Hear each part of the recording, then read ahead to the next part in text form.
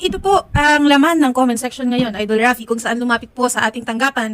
Ang sinasabi po, si Sherilyn Gonzaga o mas kilala sa Cherry White. Lumapit po sa atin si Cherry White para ireklamo ang kanyang boyfriend na sinasabi po na mas kilala sa Boy Tapang. Ayan. Okay, malaman po natin, Idol Rafi, dahil may mga kani-kanila silang sinasabi laban sa isa't isa. May mga version sila. May mga version po sila. Mas maganda po na marinig din po natin mismo sa kanila. So parang vlogger to. Parehas vlogger po. At nag-aaway sila. Opo. Magkasintahan, magkaasawa. Magkasintahan, Idol. Okay. Hindi po sila kasal. Alright. So Opo. live-in. Live-in lang po. Pati pagbatiin natin kung ano yung problema, di subukan natin paayusin. Tulad mga ginawa natin mga nakarang araw hanggang ngayon. Oh. Opo. At meron tayong video. Sige. Panoorin po natin.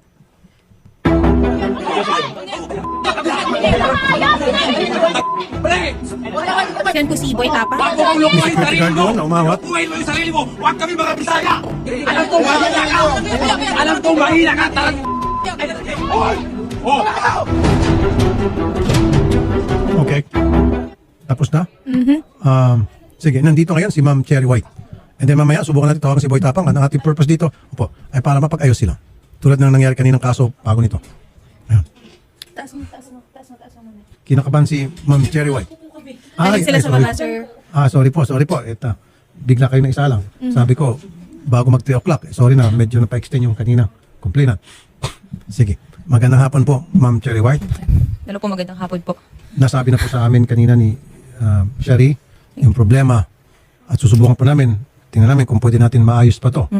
Gaano kayo katagal na po magkasintahan ni Boy Tapang? Start po nung December 13. Dito lang po, bago lang. 1 year, wala pang 1 year, Wala December po. 13. Okay. Well, sayang naman po yun kahit paano. December, January, February, tatatlong buwan na kayo. Ano bang pinag-ugatan ng away ninyo? Ito po kasi yun eh. Pinagbintangan ako na nag-hack po daw ako ng Facebook. Nahinak ko daw po yung Facebook, which is nung isang gabi po, akala niya hinak ko yung Facebook niya, pero lahat po ng Facebook nag-log out. Nag-message siya sa akin na ipapatulpo daw po niya ako. Okay. Ngayon, yung conversation na yun, syempre naaligaga ako. Ngayon, pinost ko. Pinost ko po yung convo na ipapatulpo ko. Tapos, bigla na lang siyang nag-live sa Facebook niya. Nagsalita po siya ng mga kasiraan about sa akin. Katulad po ng walker ako, magulang ko po, adik, may matanda daw po ako. Yun po yung mga sinabi niya sa akin sa live. 1 hour po siyang naka-live. Pero pagkatapos niya, nag-usap na ho ba kayo, ma'am? Hindi po.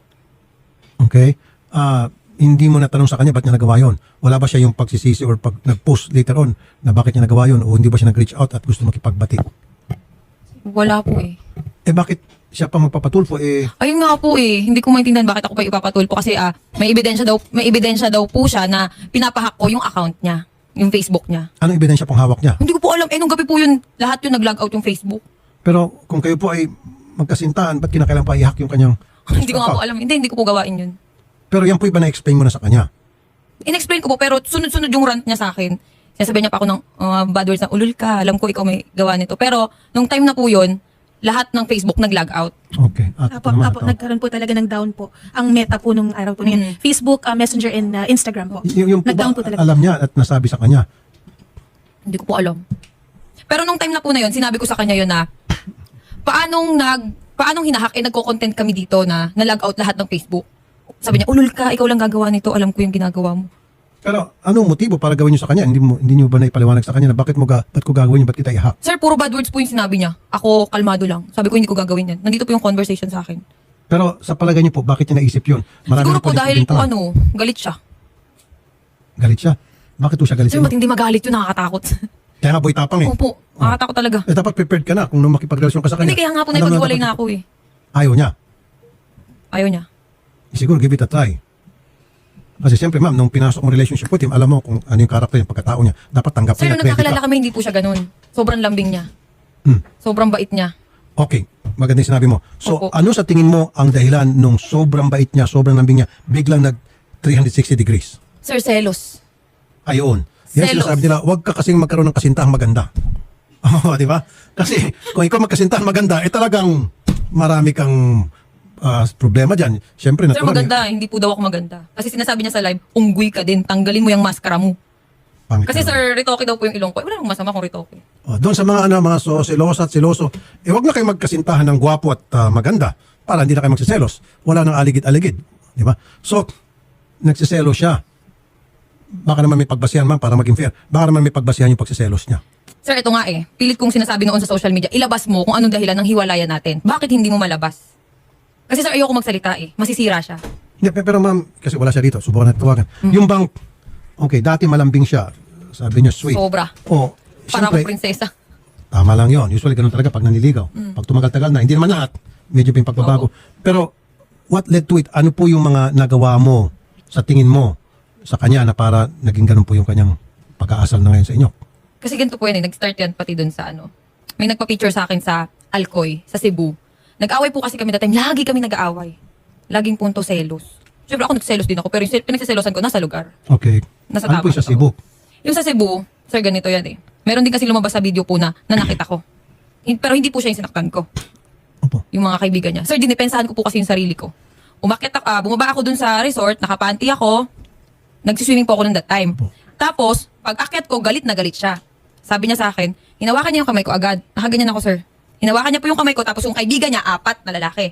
Habang hawak niya ako, naka-video sila. Nasa kalsada po kami, may video ako. Nasa kalsada sila. Ano, nakipag-sex ka doon? Ginaganyan niya ako, nakipag-sex ka dyan sa baba? Anong ginawa mo dyan? Sabi ko, mga followers, nagpa-picture sa akin. Anong masama? Doon na siya na-trigger. Nagselo siya, yun. So, may nagpa-picture sa mga followers, pinagselosan niya po yun. Opo, yung mga taga Cebu. Doon po sa lugar na yun. Natural lang po sa ating mga vloggers, mag-isiguro sa kanya, pag may nakikita mga followers nagpapapicture, hindi niya po naunawaan yun, bakit wala ho ba nagpapapicture sa kanya? Madami din po. Oh, at ikaw, nagsiselos ka ba pag may nagpapicture sa Hindi kanya? po. Normal po yun eh, pag may nagpa-picture. Kaso kasi yung point po na yun, naghiwalay na naman kami. Yung mga nagpa-picture sa akin, pinatagay ako. Dun sa may resort. Siyempre, katuwaan po kami, yun. Pag akyat ko, yun, nagalit na siya. Anong dahilan daw bakit si Boy Tapang, siya pa sana magpapatulfo? Ano sinasabi? Pinahack ko daw po yung account niya, kaya ipapatulpo niya ako. pagpapahak. Okay, na wala naman pong basihan. Okay. Kayo ho ba willing, ma'am, na pagbatiin ko na lang kayo? Hindi po. Ayaw mo na. Eh, sayang naman po yung 3 buwan. Ay, hindi po. Hindi ako manghihinayang dun. Eh, anong dahilan ba't nandito po kayo ngayon? Eh, gusto ko po kasi sabihin sa kanya na na, kasi sa social media po eh, tinitira na yung ano ko eh, yung mental health ko talaga. May mga nagbabanta din, tapos, hindi na ako makatulog ng maayos sa lahat ng sinasabi ng tao. Ganyan pala yung babaeng yan, may matanda. Kasi yung sinasabi niya pong matanda, tatay po ng anak ko yun. Na 40 years old plus. Yun yung sinasabi niya na matanda ko. Tapos ito, Pero okay, yung ba na isabi mo sa kanya bago kayo nakipagrelasyon sa kanya na ako ay merong anak at ang tatay nito ay alam niya pagkiso? po yun. Okay, so dapat hindi niya sinisinga siya yon. Dineklara niya yun sa kanya. Okay. So ano pa po yung kanyang hinaing? Sa social media, yung mga luxury bag ko daw po ay galing sa sugar daddy. Yun yung sinasabi niya. Na pinost ko, galing po yun sa sarili kong pinagpaguran yun. Yun yung ano ko kasi may mga nagko-comment sa akin, yung bag mo galing naman siya sa sugar daddy mo. Siyempre nasasaktan ako, sir. Yung mga ganun na nadadamay din po yung anak ko sa mga comment. Kaya sabi ko, hindi po ako sumagot sa sa Facebook. Gusto ko daanin na lang namin sa Okay. Kasi ma'am, ito, kung talagang hindi kayo magpag-ayos at lumalato, kung yung po yung naitabi nyo o na screenshot nyo, yung mga pananalita na hindi totoo, pwede cyber libel natin. Kung sino man yung gusto nyo, may kagagawa niyan. Lalo yung sinasabi na ikaw ay walker, ikaw ay ganito, ganon, na below the belt po yun. baka po yung nanay ko, tsaka yung tatay ko sinabihan niya ng adik.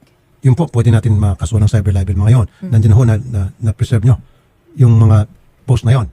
Hawak nyo pa po. Opo, may video. Sinend ko na po. Pwede ho kayo mag-cyber libel kung tutusin. Pero habang maaari sana, maiwasan natin, mapagbati namin kayo. Hindi po mangyayari yun. Kilala ko yun eh. Okay?